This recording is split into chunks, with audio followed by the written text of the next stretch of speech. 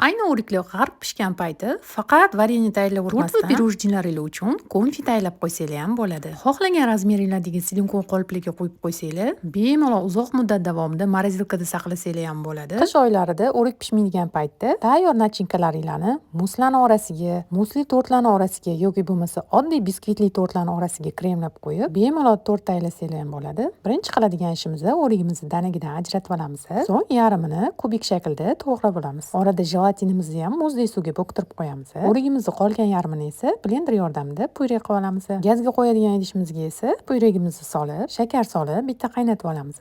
Endi navbat to'g'ralgan o'riklarimizga ularni ham solib, yaxshilab aralashtirib olamiz. 1-2 minut qaynagach, gazdan olib, bo'ktirilgan jelatinimizni solib olamiz. Jelatinimizni yaxshilab erib ketguncha aralashtirib olamiz. Bizga shunaqa silikon qoliplar kerak bo'ladi. Silikon qolipim yo'q deb bahona qilishga shoshilmanglar. Bemalol biskvit qoliplarni ham tagini strechlar, konfimizni solib, morozilkada qotirib olsanglar bo'ladi.